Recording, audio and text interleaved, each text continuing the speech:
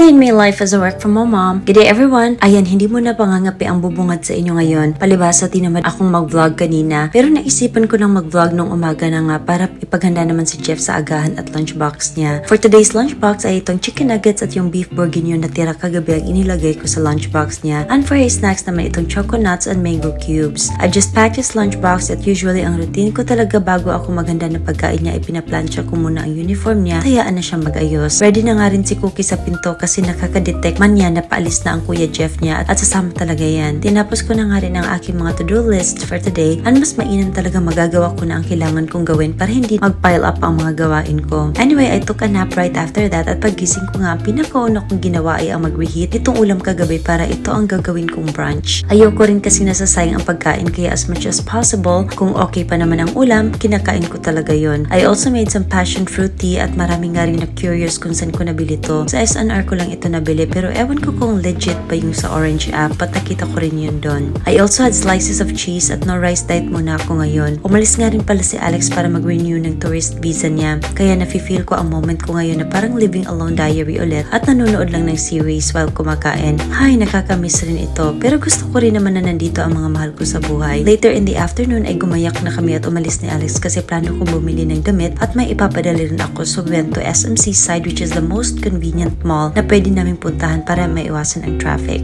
Medyo hazy at maulan lately. Pagkarating namin ay yun, ako nang ipinadala ang package na kailangan kong ipadala bago kami maglibot sa mall. I also had some snacks na cinnamon roll at mocha latte at ngayon ko lang nalaman na ayaw pala ni Alex ng cinnamon. O diba may mga madidiscover ka talaga sa partner mo as time goes by. After few lakad-lakad, bumili rin kami ng bread kasi hindi naman talaga kami maka-rice masyado. And on our way home, nag-stop by si Alex sa laundry shop at hindi niya sinabi sa akin na pinalabada niya pala ang mga maruruming damit namin para daw hindi na ako mapagod. Then dahil behave si Cookie today, binigyan siya namin ng treats. Ang sarap talagang kurutin nitong chubby kong palangga eh.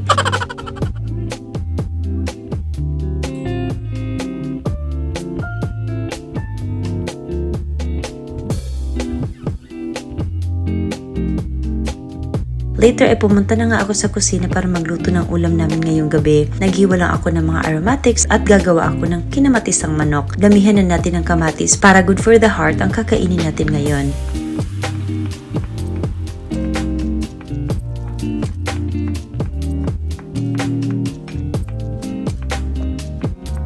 At yung gulay hiniwa ko na rin bago ko isalang ang pot na paglulutuan ko.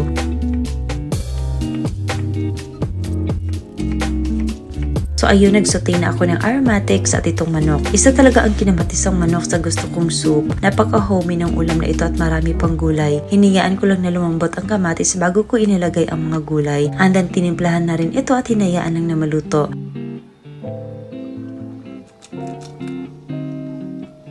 Last na yung beans and cabbage. Total madali lang rin naman itong maluto at para magkasabay-sabay na sila lahat. At ayan, nakakatakam na nga ang dinner ngayon.